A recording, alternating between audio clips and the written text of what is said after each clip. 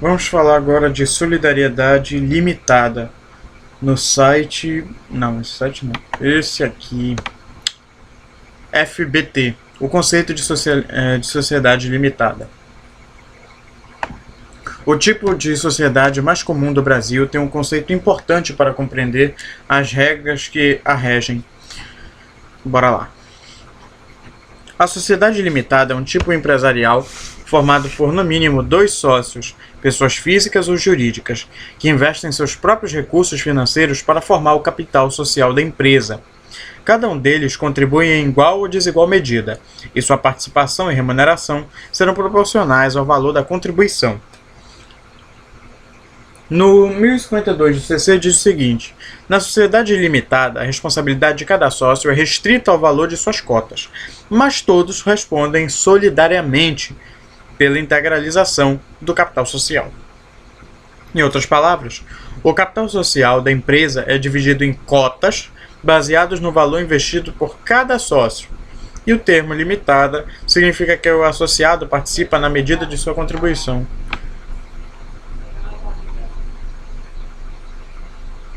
Vale citar que o advento da Lei 12.441/2011 acrescentou dispositivos no CC.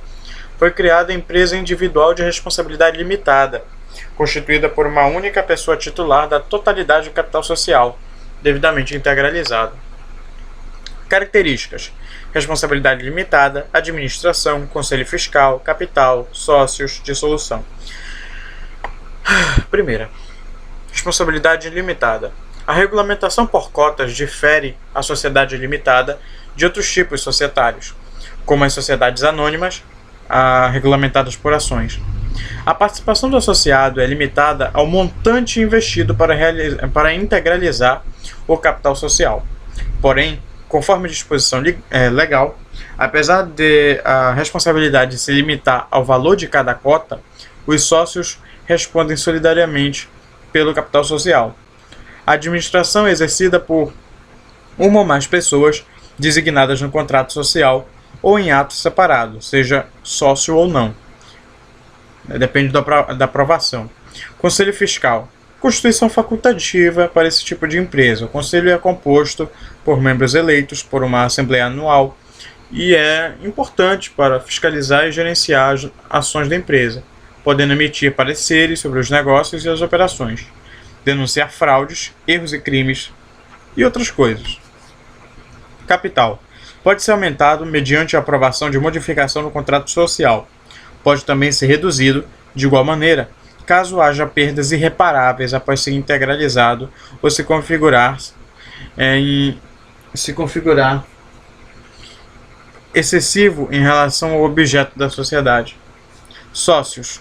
Além da responsabilidade da qual falamos, é importante destacar que um sócio pode ser excluído se colocar em risco a continuidade da empresa, por meio de atos graves, como a quebra de cláusula contratual, ou se não pagar o valor para integralização do capital social. A exclusão se dá mediante alteração no contrato social, determinada em assembleia convocada para este fim. Dissolução. A sociedade limitada se dissolve em alguns casos com extinção da autoridade, consenso unânime dos sócios, declaração de falência, dentre outras situações previstas no artigo 1033 do CC. Tá, o que é importante tratar aqui é que eles estão construindo uma pequena ideia. Agora vamos passar para um outro site que também trate dessa questão. Vamos aqui para o Conub. O que é a sociedade limitada com as principais características? Bora lá. Esse modelo tem como objetivo principal regulamentar a criação de uma empresa de acordo com o investimento realizado por cada sócio no capital social da organização.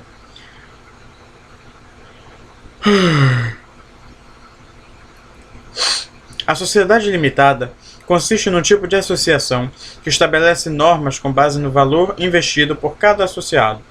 O nome de cada uma das associações desse modelo é acompanhada da sigla LTDA, que significa limitada.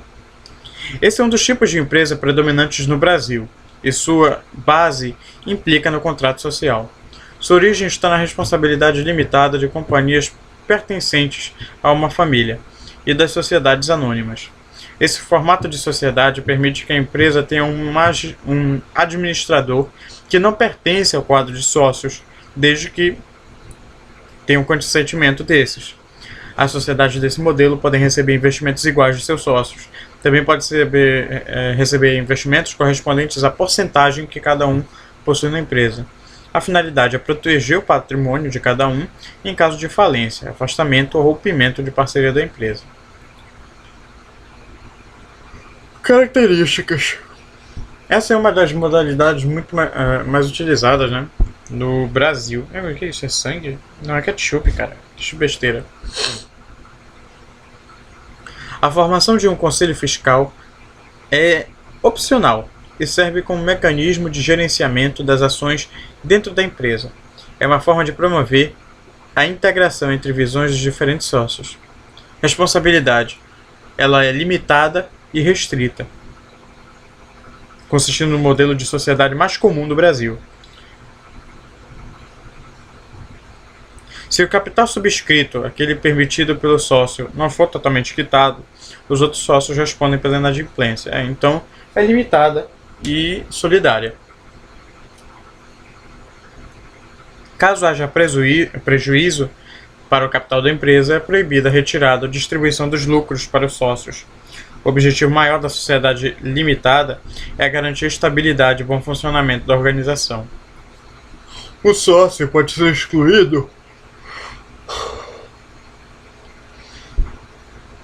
de uma sociedade limitada em duas situações: caso não pague o valor acordado no contrato social ou quando coloque em perigo a existência e o funcionamento da empresa, como a quebra de um contrato ou uma de suas cláusulas. Além dessas características, tem outros fatores relevantes. Apesar de a responsabilidade de cada sócio ser proporcional ao seu investimento no capital de empresa, todos os sócios da empresa respondem pelo seu capital total. Ou seja, em uma organização na qual um dos dois sócios investiu 100 mil e o segundo 5 mil, no caso de débitos com o Estado ou terceiros, ambos têm responsabilidade sobre o capital total de 105 mil da sociedade limitada. Tá doendo, hein? Que bichégua! Os sócios devem atuar de maneira integrada para que a sociedade alcance um bom desempenho. Isso mesmo, esse modelo tendo como base as cotas individuais de cada um, o que é considerado um ponto positivo das sociedades limitadas. Nenhum sócio pode retirar dinheiro do caixa da empresa para cobrir despesas pessoais ou de qualquer outra origem que não as das contas próprias, contas da própria organização, beleza. Isso significa respeitar a autonomia da empresa. Uma vez estabelecidas a sociedade entre membros e as responsabilidades internas da companhia, o estabelecimento adquire status autogerenciável. Isso significa que todo e qualquer gasto efetuado após a formação da sociedade é de responsabilidade da empresa, não dos sócios individualmente.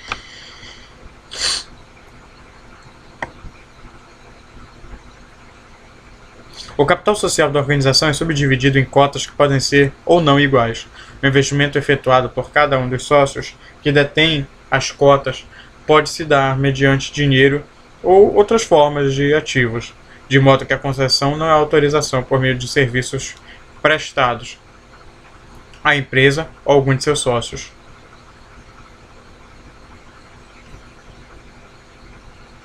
Deixa eu ver o que mais. O administrador contratado ou sócio responsável pela administração da empresa serão igualmente designados no próprio contrato social ou em termo separado, e deve cumprir seu papel mediante medidas legalmente impostas. O Conselho Fiscal consiste em um órgão opcional dentro de uma estrutura das sociedades limitadas, embora comumente encontrado nas sociedades anônimas.